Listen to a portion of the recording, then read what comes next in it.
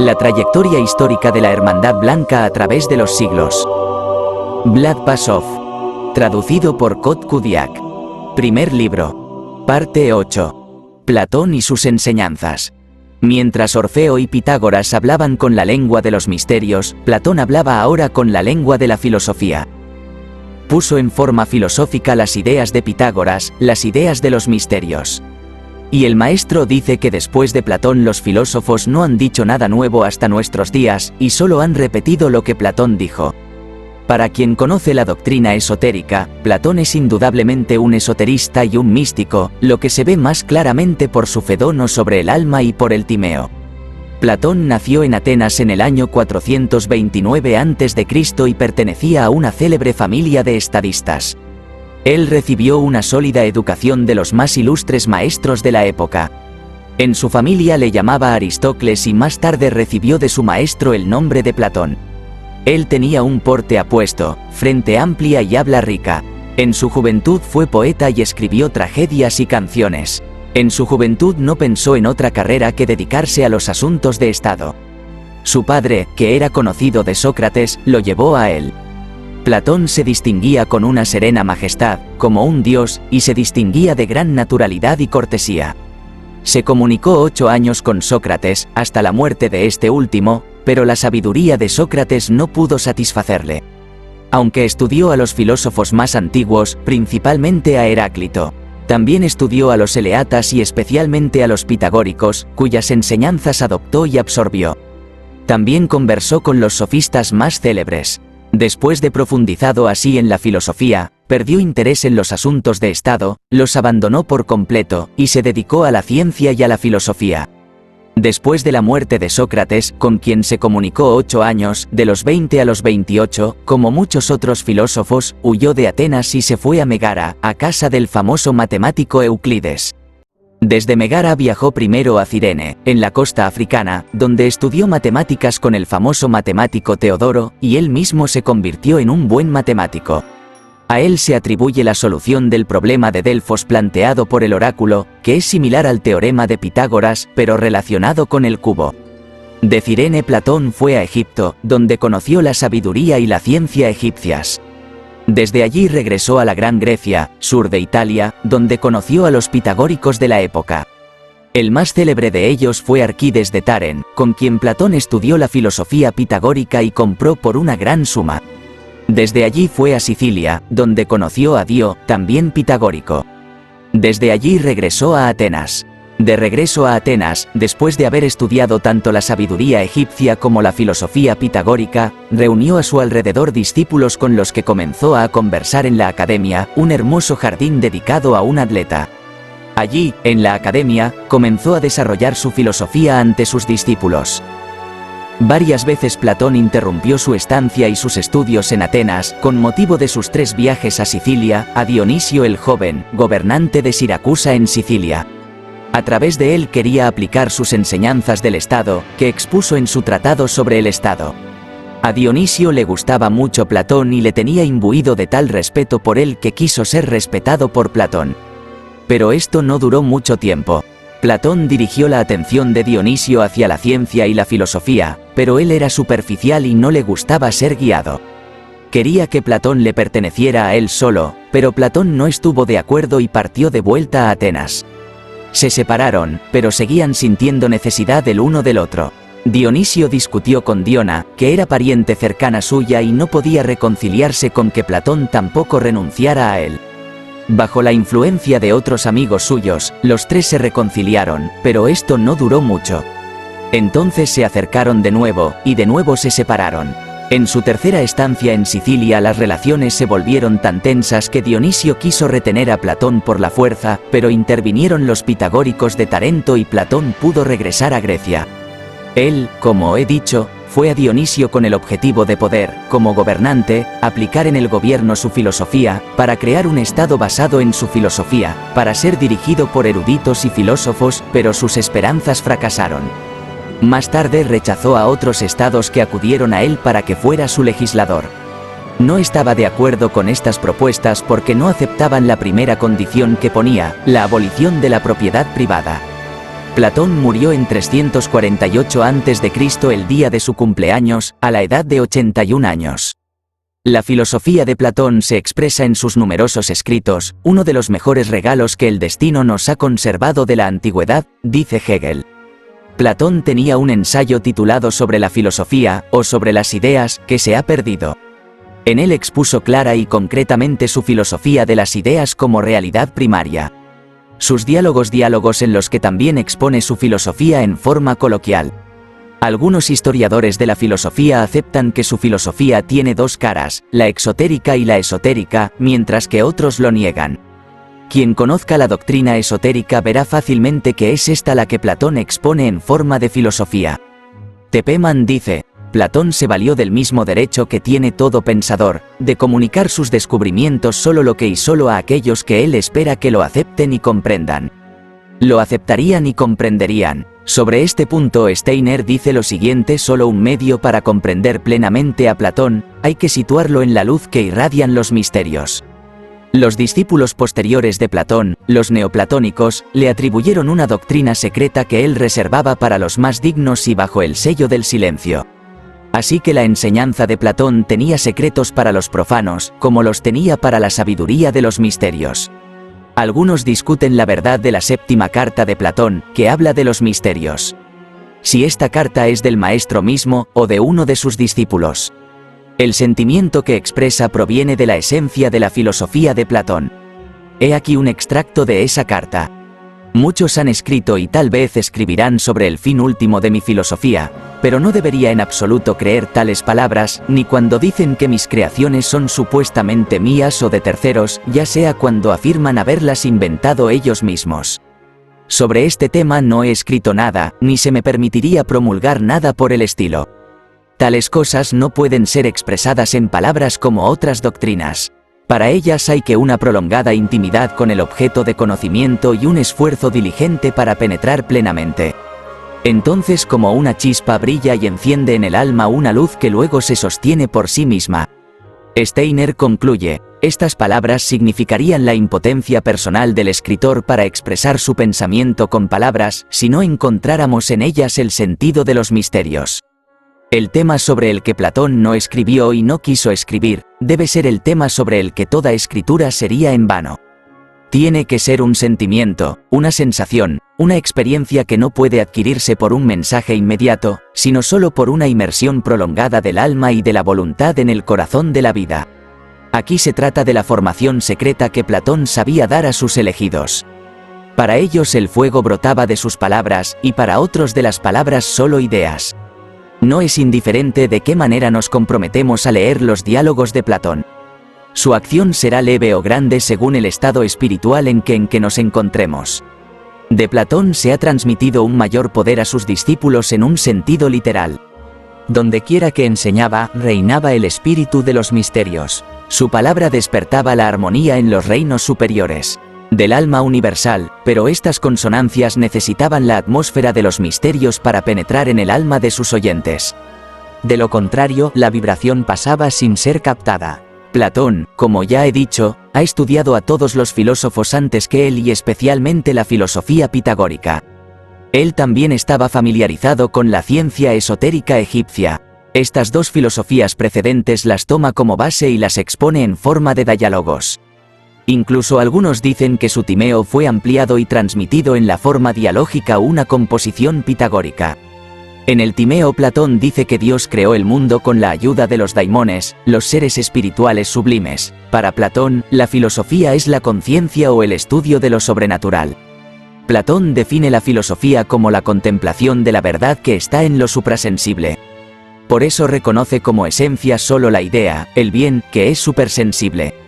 Según las ideas que pertenecen al mundo suprasensible, son la realidad primordial y por ellas se forman las formas en el mundo fenoménico. Las ideas son el mundo real, solo ellas son el ser, y los fenómenos del mundo fenoménico son un reflejo, una sombra de ellas. Son un reflejo, una sombra de las ideas, que son las únicas son reales. Platón ilustró su idea de las ideas y su relación con el mundo fenoménico con el relato de la caverna. La caverna, La narración es la siguiente: una morada subterránea, como una caverna, con una larga entrada abierta a la luz y a través de la cual penetra la luz. Los habitantes de esta cueva están firmemente encadenados, sin poder mover el cuello, por lo que son incapaces de ver solo el fondo de la cueva. Lejos a sus espaldas, una antorcha arde en lo alto. En este espacio el camino y un muro bajo. A detrás de ese muro, fuera de la luz, hay otras personas, que no se elevan ellas mismas por encima del muro, sino que se elevan por encima de ella, como las marionetas de un teatro de marionetas de diversas imágenes, estatuas de hombres y animales, las levantan y las hacen que se muevan. Y ante esto la gente ahora habla entre sí, ahora calla, de modo que los encadenados solo pueden ver sus sombras que caen sobre la pared opuesta. Tomarían estas sombras, que giramos hacia aquí y hacia allá, para mostrarse de diferentes maneras y parecer de seres reales. Pero no pueden ver a estos seres, sino que solo ven sus sombras. Y lo que los que actúan sus marionetas hablan entre ellos entre sí, lo oirán a través de los ecos y lo considerarán como el discurso de esas sombras. Y si ocurriera que alguno de los encadenados se liberara y pudiera girar su cuello para ver las cosas mismas, pensaría que lo que ve ahora son imágenes oníricas ilusorias, y que las sombras son la verdadera realidad. E incluso si uno pudiera sacarlos de su mazmorra de luz, ellos estarían cegados por la luz, no verían nada y odiarían a quien los sacara a la luz como quien les ha quitado la verdad y a cambio de les ha causado dolor y daño. Para Platón, la razón humana que nos revela verdad sobre el mundo, es íntima y una con Dios. Él es divino en nosotros. Según Platón, lo divino lo realiza a través de nuestro espíritu. El espíritu contiene en sí mismo lo esencial. Para conocer lo divino debemos ser conscientes de ello en nosotros mismos. Y lo divino lleva en sí todo conocimiento. Por eso Platón dice que el hombre no aprende nada nuevo, sino que solo recuerda lo que originalmente fue implantado en él. Así pues, el conocimiento es la realización de lo que uno lleva en su espíritu. Para Platón el alma es solo un momento de las manifestaciones del espíritu y es inmortal. Ahora deja de manifestarse sin morir, ahora comienza a manifestarse de nuevo, es decir, pasa por el proceso del nacimiento y la muerte, pasa por el proceso del renacimiento. Según Platón el espíritu, que se mueve por sí mismo es inmortal, intemporal. Y aquello que recibe su movimiento de otra cosa es transitorio. Lo que se mueve por sí mismo es un principio, porque tiene su origen, su principio en sí mismo, y no lo recibe de otra cosa. El espíritu tampoco puede dejar de moverse, porque solo lo que ha recibido su movimiento de otra cosa deja de moverse. Así, la verdadera vida del espíritu en sí y para sí es la conciencia de la absolutidad y la libertad del yo mismo. Lo inmortal no está sujeto al cambio. Para Platón, el pensamiento no es una propiedad del alma, sino su sustancia, su esencia, de modo que el alma es el pensamiento mismo. Y pensar es la actividad de lo total, del todo, de Dios. Según Platón, el alma existía por sí misma antes de vivir en el cuerpo y luego descendió a la materia, unida a ella, contaminada por ella y destinada a abandonar de nuevo la materia, sufriendo el proceso del renacimiento. En el Fedón o sobre el alma Platón dice: tanto el cuerpo como todo lo que concierne a ello, es un obstáculo para la búsqueda de la sabiduría, que es la única ocupación del filósofo, ya que los sentidos no muestran las cosas en su forma pura, tal como son en sí mismas, y lo verdadero se conoce por la separación del alma del cuerpo.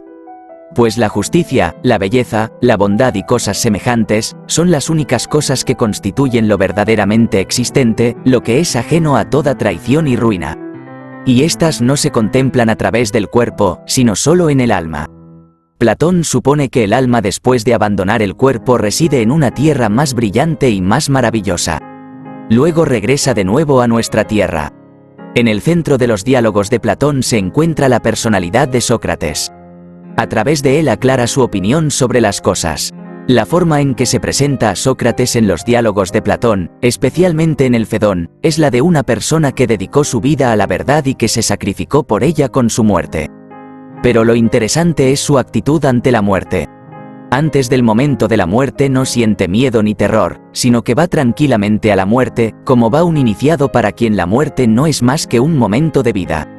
Así se comporta en ese momento que ni siquiera sus amigos que están con él, no pueden experimentar el triste sentimiento que la muerte.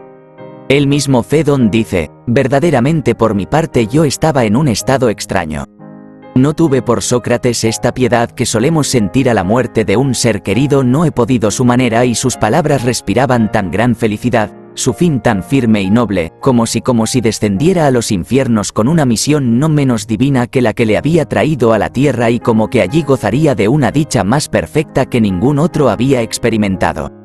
No sentía el corazón entristecerse, como debiera ante tan triste incidente. Tenía también esa claridad mental que suele acompañar a las conversaciones filosóficas. Estaba de un humor extraño, en una mezcla de alegría y tristeza al pensar que este hombre tan pronto es interesante aquí que el moribundo Sócrates enseña a sus discípulos acerca de la inmortalidad, que no puede ser por un hombre ordinario que no ha pasado a través de la iniciación de los misterios y cuyos ojos no están abiertos al mundo al que se dirige. Toda la conversación de este diálogo sobre la inmortalidad tiene por objeto llevar a los amigos a una posición en la que entren en contacto con lo eterno. Entonces no tendrán necesidad de evidencia de la inmortalidad porque la ven, la experimentan. Y de nuevo en el Fedón Sócrates dice, ¿por qué los que quieren dedicarse a la filosofía intentan morir y estar muertos sin que los demás lo noten? Si esto fuera así, sería extraño, ya que solo nos ocupamos de esto toda la vida, y cuando llega la muerte, oponerse a ella, largamente deseada y buscada. Sócrates pregunta entonces a uno de sus amigos, ¿crees que es propio de un filósofo preocuparse por los placeres sensuales como la comida o la bebida deliciosas, o por los placeres del impulso sexual? ¿Y crees que una persona así se preocupa por otras necesidades corporales como ropa y zapatos bonitos y otros adornos? ¿Crees que les concede una importancia mayor de la que exigen las estrictas necesidades de la vida? ¿No crees que el cuidado de un hombre así debería dirigirse no al cuerpo, sino enteramente al alma? He aquí, pues, la primera marca del filósofo, más que ningún otro hombre liberar su alma de la mancomunidad del cuerpo. Sócrates dice entonces que lo común entre la muerte y la búsqueda de la sabiduría es que esta búsqueda despoja al hombre de los impulsos corporales y lo dirige hacia la vida del espíritu. Y, por tanto, un filósofo que se esfuerza toda su vida por liberar su alma de las influencias del cuerpo para poder conocer la verdad cuando llegue la muerte, no se asusta por ella, pues ya durante su vida ha liberado su alma de la influencia de los deseos corporales. Cuando el alma está sola en sí misma, entonces puede encontrar las verdades eternas. El alma es parienta de lo eterno y no de lo transitorio. El alma se parece más a lo divino, a lo inmortal, a lo racional, a lo único, a lo indestructible, pero eternamente igual a sí misma siendo, etc. Si es así, el alma por su propia voluntad va a lo que se le parece, que es divino, inmortal y racional. Allí alcanza la felicidad y se libera del error, de la ignorancia, del miedo, pasiones desenfrenadas y de todos los demás males humanos. Allí vive el resto de su tiempo verdaderamente con Dios, como dicen los iniciados. En toda la conversación de Sócrates con los discípulos, quiere que piensen que tienen en sí mismos un alma que es eterna e inmortal, y conduce la conversación de tal manera que puedan sentir y experimentar esta inmortalidad del alma, y no convencerse por medios lógicos. Y no es casualidad que Platón eligiera la forma del diálogo para exponer sus ideas. Es una forma que ha existido entre el discípulo y el maestro en todas las escuelas. Platón le ha dado una forma literario, filosófica, pero tiene el mismo cometido que en los misterios, despertar en el discípulo el sentimiento de la inmortalidad, para que él también la experimente. En el Timeo muestra aún más claramente que a través de los diálogos quiere conducir a sus discípulos por el camino de los misterios. Allí dice lo siguiente: incluso aquellos que no están bien situados invocan a los dioses cuando comienzan alguna empresa, grande o pequeña. Pero lo que nos queda a nosotros, que emprendemos enseñar a los hombres la verdad relativa al universo creado, debemos, más que los demás, si no estamos completamente locos, invocar y suplicar a los dioses, para que podamos aprender estas verdades al principio en su espíritu, y después de acuerdo con nosotros mismos. Pero los que siguen este camino, después de haber pasado por el laberinto de vagabundeos sin objeto y después de la fatiga de la investigación inútil, llegan a una conclusión resplandeciente del mundo bajo la protección de la deidad. En el Timeo es evidente que Platón fue iniciado en los misterios, pues allí desde el principio se trata de iniciación. Allí se dice que Solón fue iniciado por los sabios egipcios sobre la creación de los mundos y sobre el modo en que debe adquirirse la verdad eterna. Allí los sacerdotes le dicen a Solón lo siguiente: ya ha habido muchas veces la destrucción de una parte de la humanidad, y seguirán más, las más significativas de las cuales serán el fuego y el agua, y otras menos significativas por otras innumerables causas. En ti, dice el sacerdote de Solón, se dice que una vez Faetón, hijo de Apolo, montó el carro de su padre. Como no sabía conducir los caballos de su padre, el carro del sol se extravió. Entonces todo ardió en la tierra y el propio Faetón cayó fulminado por un rayo. Esta historia parece una fábula, pero encierra una verdad. Cuando los cuerpos celestes que orbitan alrededor de la Tierra cambian de movimiento, el fuego lo quema todo en la Tierra. Esto ocurre en determinadas épocas, repartidas en largos períodos de tiempo. También en el Timeo, hablando de la creación de los mundos, dice: es difícil encontrar al Creador y Padre del universo. Esto muestra claramente que Platón se inició en los misterios y condujo a sus discípulos también por este camino. Y sus discípulos sabían lo que significaba esta imposibilidad. Dios se manifiesta a través de la naturaleza, y solo puede acercarse a Él quien puede despertar lo divino en sí mismo. Por eso no puede hacerse comprender por todos a la vez. También se dice allí que incluso aquel que se acerca a Dios no se le aparece personalmente. El Padre ha construido el universo con cuerpo y alma. Renunciado a su propia vida, se ha extendido en todas las cosas. Primero crea los elementos y los mezcla armoniosamente en proporciones perfectas. Así nace el cuerpo del mundo, y el alma del mundo se extiende sobre él en forma de cruz. Es la divinidad en el universo. Ella murió en la cruz para que el mundo pudiera existir.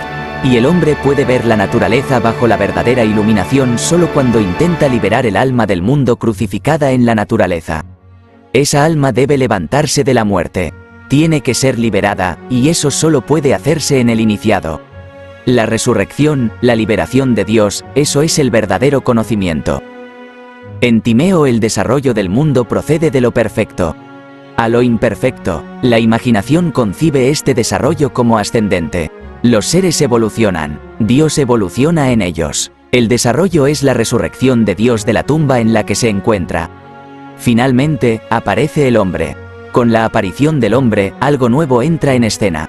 Es cierto que todo el universo con todos los seres es divino porque está impregnado del alma divina. Pero en los demás seres Dios existe en estado oculto, mientras que en el hombre aparece al descubierto.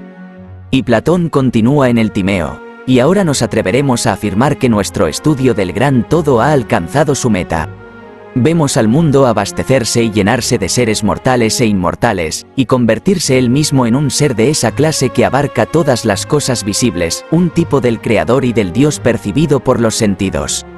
Así se convierte en el mundo más grande, el mejor, el más bello y el más perfecto, surgido de la unidad original del universo.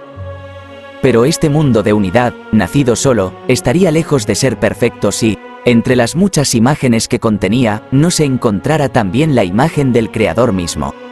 Pero esta imagen solo puede nacer del alma humana. Dios Padre, el Espíritu Infinito, es inaccesible en su profundidad inconmensurable. Sin embargo, el Hijo, el reflejo de Dios que mora en el alma y que es como el Padre, es el Dios que el hombre puede hacer nacer. La filosofía de Platón puede dividirse en tres. En primer lugar, la filosofía especulativa o lógica, o dialéctica. Segunda, la filosofía de la naturaleza, expuesta principalmente en el Timeo. En tercer lugar, la filosofía del espíritu. La filosofía de Platón está esparcida por todos sus diálogos, pero se trata de manera más completa en Sobre el Estado, donde expone su filosofía del espíritu, y luego en el Timeo, el Crito, el Parménides, el Fedón y otros. La dialéctica busca la unidad de los contrarios. Platón aplica la dialéctica a la esencia absoluta, que es lo común, la realidad fundamental. Vislumbró que lo ideal es la única realidad. Y lo común, la esencia absoluta, es lo ideal.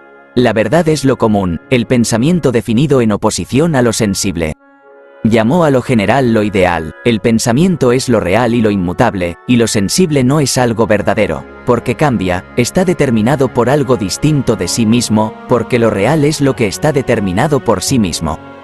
Hegel dice, lo verdaderamente grande de Platón es esto, con la que hizo época en la historia de la filosofía y, por tanto, en la historia del mundo en general, es la definición precisa de la idea como realidad fundamental. El estudio de Platón procede enteramente en el pensamiento puro.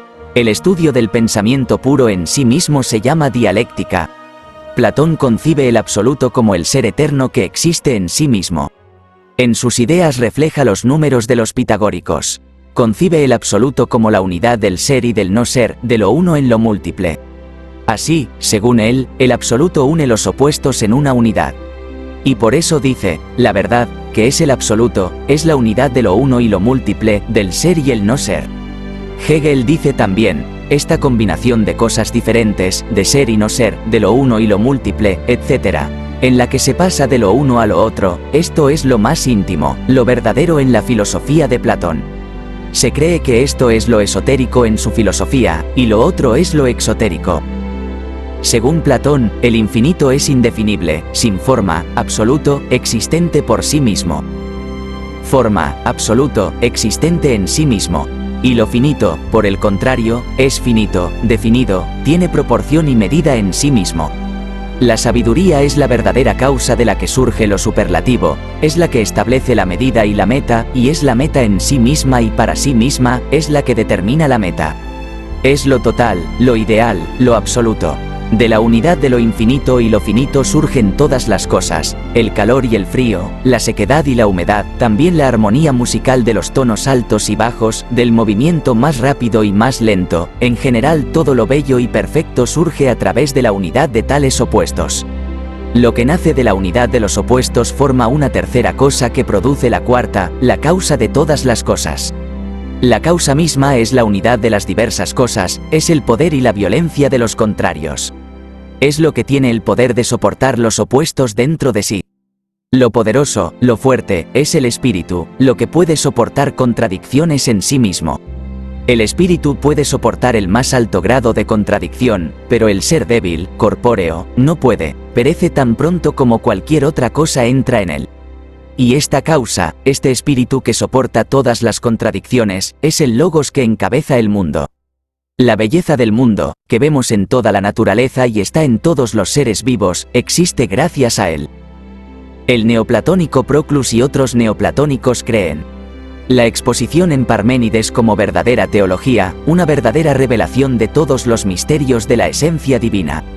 La filosofía de la naturaleza de Platón está contenida, sobre todo en el Timeo. En esta parte de su filosofía, como en toda ella, plasmó las ideas de los pitagóricos y de la doctrina esotérica en general. Sobre la esencia de la naturaleza o sobre la creación. Del mundo Platón dice, Dios es el bien, y el bien no contiene en modo alguno envidia, por eso Dios quiso hacer el mundo en el mayor grado semejante a sí mismo. Dios creó primero los elementos, fuego, aire, agua y tierra, a partir de los cuales creó el mundo visible y tangible. La forma del mundo es circular como la forma más perfecta que contiene a todas las demás. Dios ha dado al mundo el movimiento más apropiado de los 7 posibles, a saber, el que más se asemeja a la razón y a la conciencia, el movimiento circular.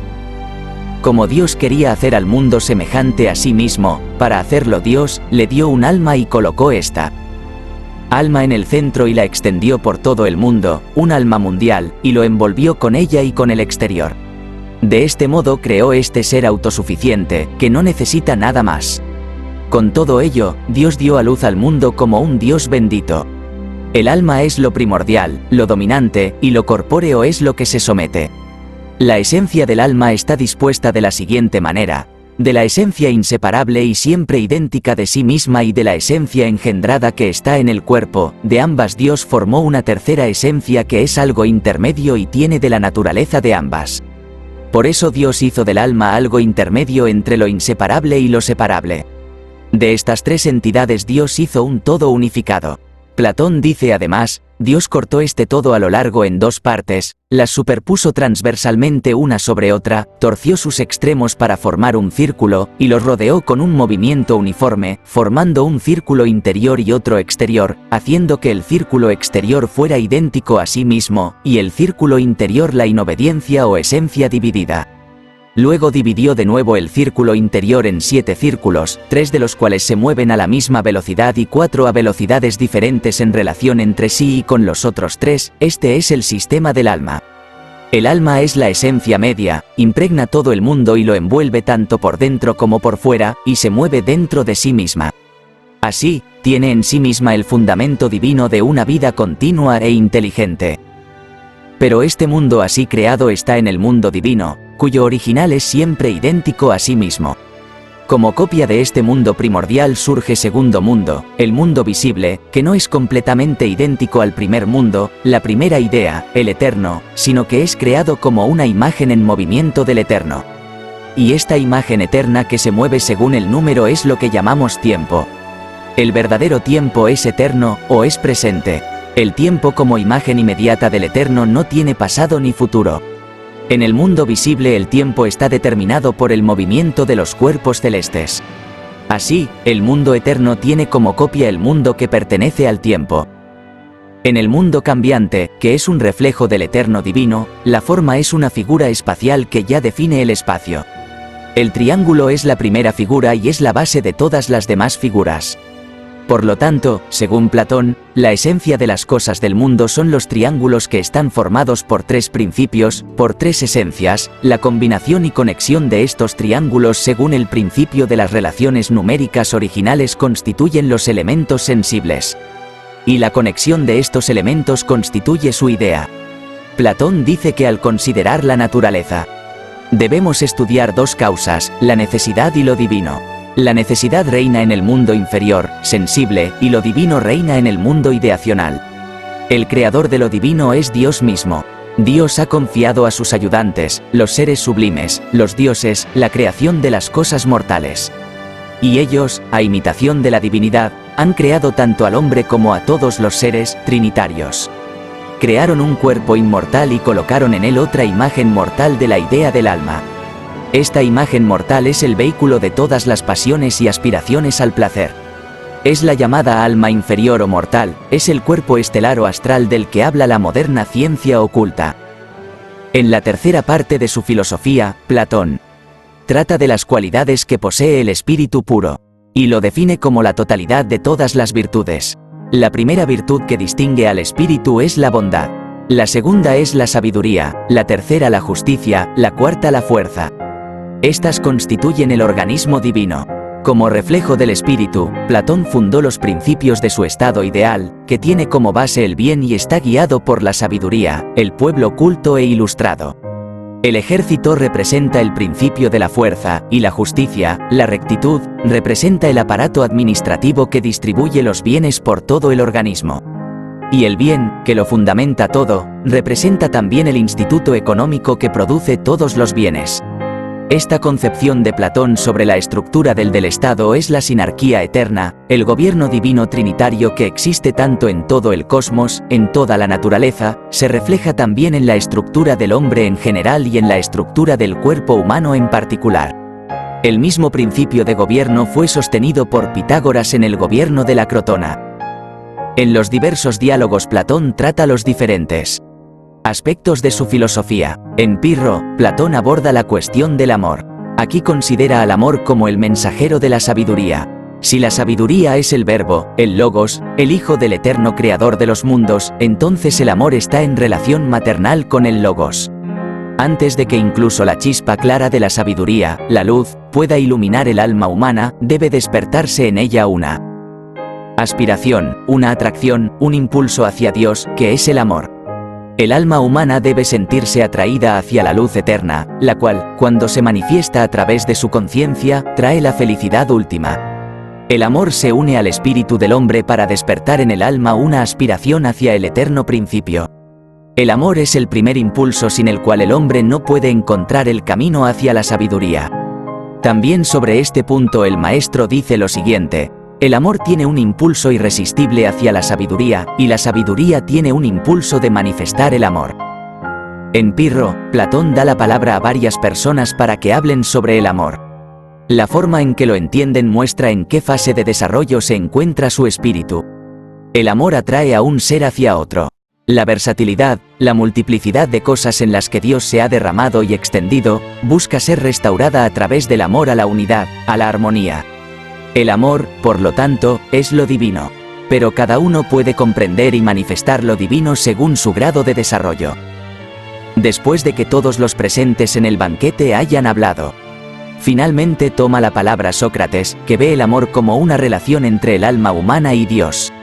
Sócrates, al hablar del amor, no está expresando su propia opinión, sino que está diciendo lo que una mujer llena de sabiduría le dijo sobre el amor como revelación.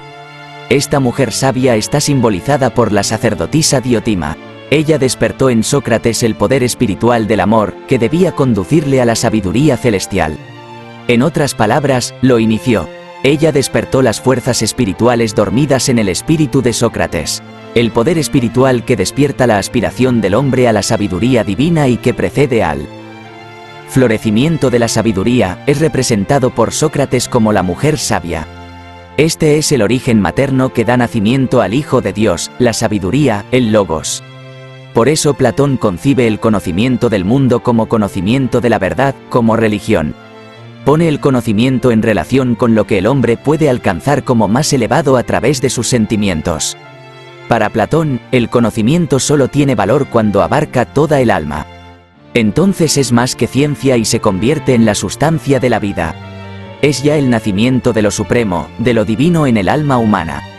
Nace en el hombre un ser mucho más elevado que su personalidad. Es el original, el supremo, el hombre espiritual.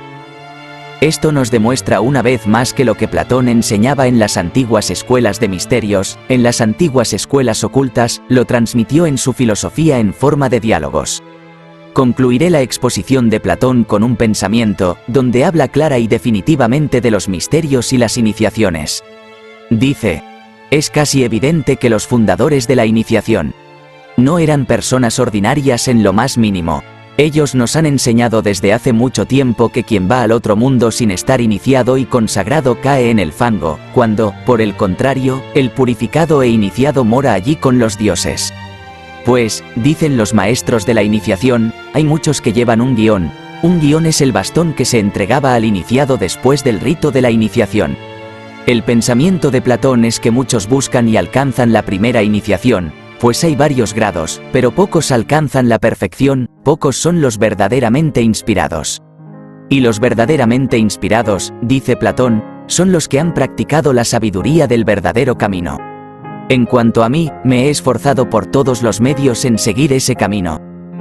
Los diálogos más importantes de Platón son el Timeo, el Fedón, Pirro, Parménides, Crito, Sofista Filebo, su tratado sobre el Estado, y otros.